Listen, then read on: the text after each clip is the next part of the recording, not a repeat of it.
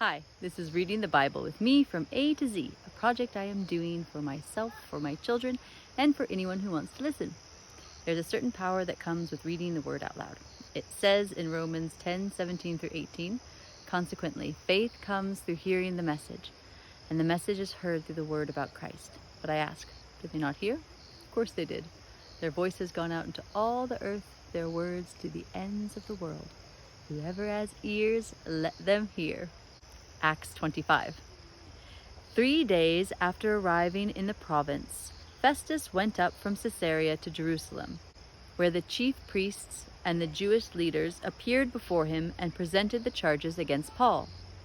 They requested Festus, as a favor to them, to have Paul transferred to Jerusalem, for they were preparing an ambush to kill him along the way.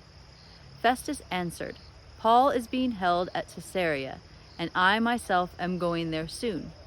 Let some of your leaders come with me, and if the man has done anything wrong, they can press charges against him there." After spending 8 or 10 days with them, Festus went down to Caesarea. The next day he convened the court and ordered that Paul be brought before him.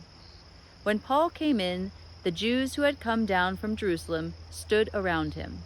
They brought many serious charges against him, but they could not prove them. Then Paul made his defense. "I have done nothing wrong against the Jewish law, or against the temple, or against Caesar." Festus, wishing to do the Jews a favor, said to Paul, "Are you willing to go up to Jerusalem and stand trial before me there on these charges?" Paul answered, "I am now standing before Caesar's court, where I ought to be tried. I have not done anything wrong to the Jews, as you yourself know very well.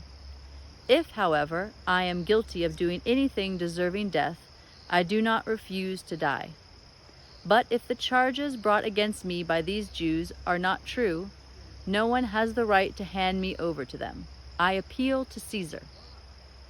After Festus had conferred with his council, he declared, "You have appealed to Caesar you will go."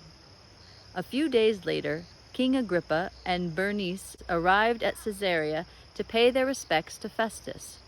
Since they were spending many days there, Festus discussed Paul's case with the king. He said, "There is a man here whom Felix left as a prisoner. When I went to Jerusalem, the chief priests and the elders of the Jews brought charges against him and asked that he be condemned.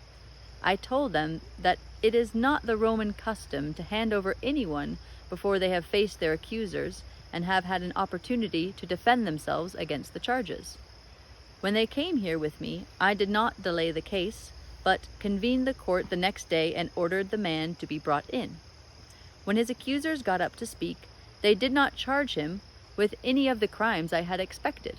Instead, they had some points of dispute with him about their own religion and about a dead man named Jesus, who Paul claimed was alive.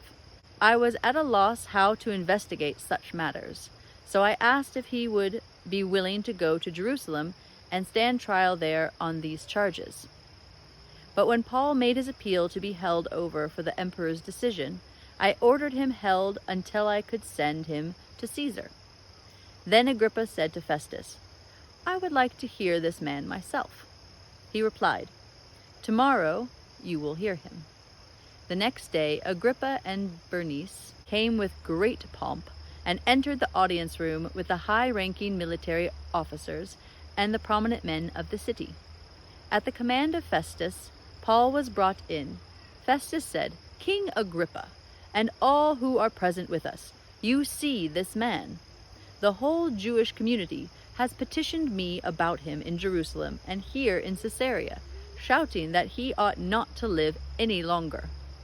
I found he had done nothing deserving of death, but because he made his appeal to the emperor, I decided to send him to Rome.